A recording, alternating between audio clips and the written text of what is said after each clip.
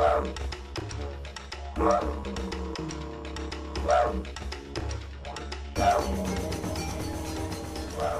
here is a continuation of some of the Discovery series tutorials on basics with digital painting with Project Dog Waffle. This is sort of a revision of one of the features that was added in Project Dog Waffle, I think version 7, maybe 7.2 or 8 point something, I don't remember exactly. Let me undo here a couple of things, and of course it's all about pigment lifting. And so one thing that you see here is that we have a very, let me right click it here, there you have, a very crisp, basic, simple brush that was used to hand draw this text. And we could also do that with the text tool, right there. And put the text tool there and say, okay, this is Pigment Lifting.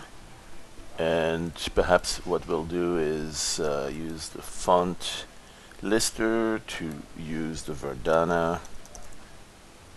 There you go, Verdana brush, bold, make it a little bit bigger.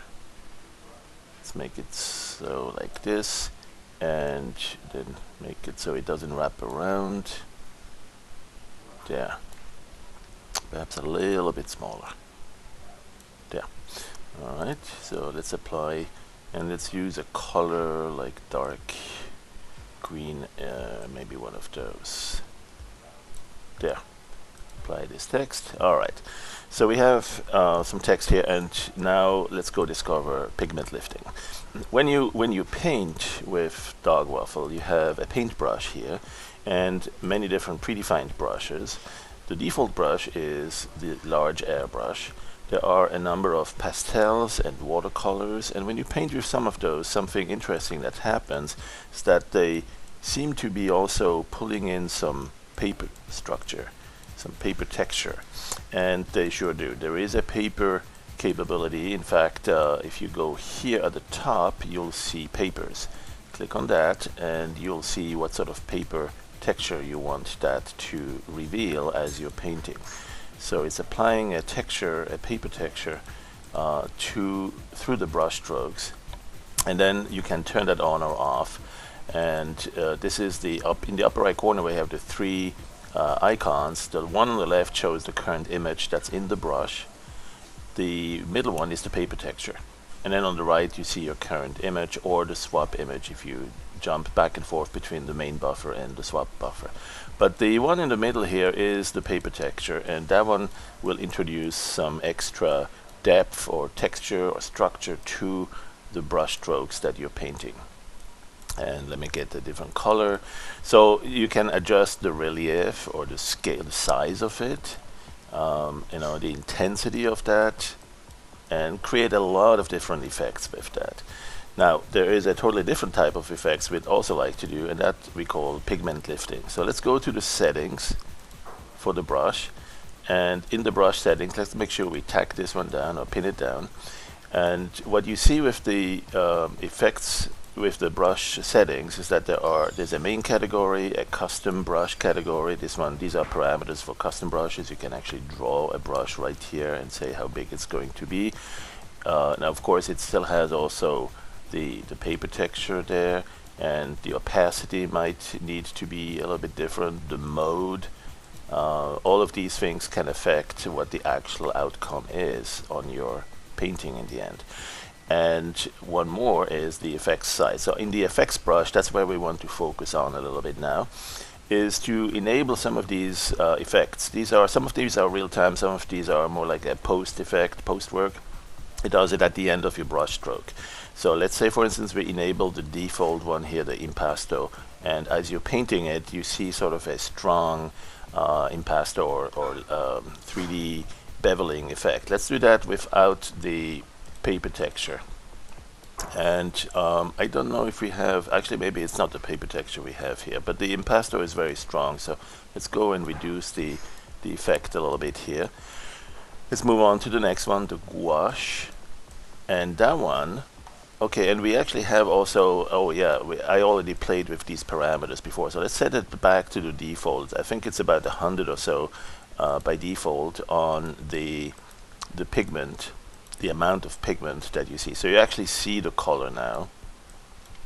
And then you also have the edge level. That one probably is smack dab in the middle at about 50 or so. I don't remember what the default value is. I'd have to restart Dog Waffle to see it.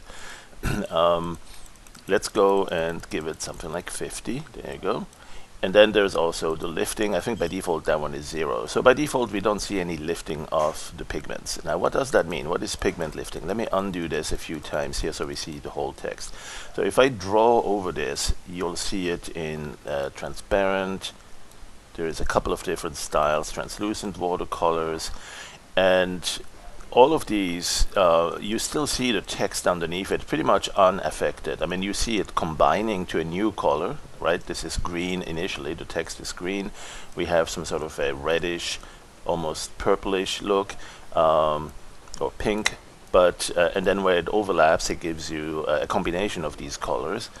But it's not diffusing or lifting the pigments of the green part in any other way. You still see it very crisp here. You can still see the letters unaffected in terms of, you know, no smudge applied to that. Well, if we did the pigment lifting, that would be a different story. So let's add a little bit of pigment lifting and move over here and do that same brush stroke. And the moment I let go of my brush stroke, you see a little magic there. So that's the pigment lifting happening. Let's do that again. I'm going to go down the P here and boom, and around it and boom. So it kind of it lifts the pigments up and blends them, and the amount of scattering that it gets depends a bit on this pigment lifting parameter. So you can get some interesting effects with that. Now I'm going to go use the default brush. Let's go here, or right click on the brush tool, same menu comes up here, simple airbrush, pen, pencil, oils, right? Simple airbrush, pen, pencil, oils. Let's go back to the default airbrush, that one here, the large airbrush, that's the default one. And what I'll do is actually paint right here on the N over that. Okay, well that one was the the default airbrush, that was just replacing it, right? Now I'm going to go enable, let's do undo quick. Okay, now I'm going to go enable the post effect here, and also say we want to see the watercolor, and by default we'll get something like this. And now we have the strong lifting. So that's a little bit too strong. Let's go to a little bit less. Let's actually do no lifting first and a different color. Let's get something like light yellow. There you go. Okay, so this is what we tend to see with translucent watercolor. Or perhaps with watercolor, very similar, a little bit lighter on translucent watercolor. Okay, that's without lifting, and we can go over this again and again. The text is still readable, right? And in reality, if you paint over watercolor with another brush stroke of watercolor, even if the paint is totally dry, it will kind of dissolve it and lift it in, and as your brush goes over it, it will blend and mix it a little bit. And that's what we're simulating here with the lifting. So I'm going to do a tiny little bit of lifting here, just like that. And there you see that. Now I'm going to give it a little bit more and go over that like this. So you can see that the pigment lifting is going to give you a little bit more of visual realism effects here. Now there is not just the amount of lifting that you control here. There are some other parameters that you'll want to set. There is the edge level, and the edge level is kind of making it kind of soft to the edge. If you look at the edge of this, like around here, or it's reinforcing it to make it kind of a very strong sudden edge drop. So it's a bit like a high contrast effect here, and it makes it like a much stronger separation of your new brush stroke from the old one. So I like to have this one here on the side. I like to this one here too is interesting. The pigment, this is indicating how much color, how much pigments you're actually sending through the brush, and so that can also give you a stronger saturation on the color. Or to the contrary, if you make it all the way down to 1, you barely see it, and you can brush over it and like this here along the end, and it will just blur it just along that path. And that's kind of an interesting little side effect or a trick to know if you want to blur an area, almost like a healing brush that gets rid of some of the very fine, high intensity details.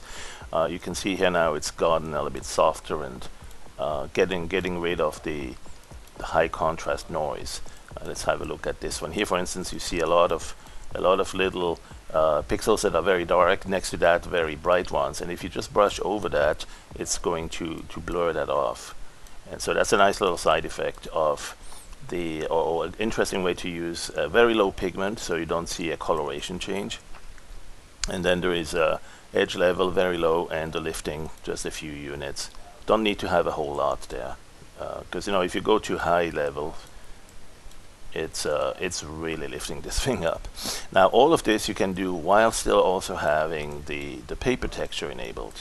So at this point, if I click here to enable the paper texture and go here to see which paper texture I have, maybe I enable this kind of a crosshatch, it will add yet some more effects to that. You can see here now that if I remove the relief, it's smooth, and if I give it a lot or just a decent amount of relief here, it's going to add a little bit of disturbance to that. That's from the paper texture. And there's a couple of other things to explore with that, and I will let you go with this now to play with pigment lifting and adjust your settings. And whenever you have done that, whenever you set some brushes that you like, make sure you go to the browse media and create yourself a category. Right, that would be this option here. Create yourself a category, for instance here, my own brushes, and then save that. Right, click here to save pigment lifted first brush or something like that, and then that way you have the pigment lifting available to go back to. So the browse media allows you to save not just the image that's in your brush, that's carried through the brush. So for instance, here's one with some earlier uses of particle brushes that I captured in a single image, and if I go back to the pigment lifting, I can now go and blend over it or brush over it. This one has the very strong pigment lifting, no pigments or barely any pigments, but also a little bit of papers. And if I disable the paper, you'll start seeing it even more blurry. Alright, so thanks for watching. This was a quick just a quick idea to show you a little bit of some of the advanced pigment lifting capabilities that Project Dog Waffle has. Wow.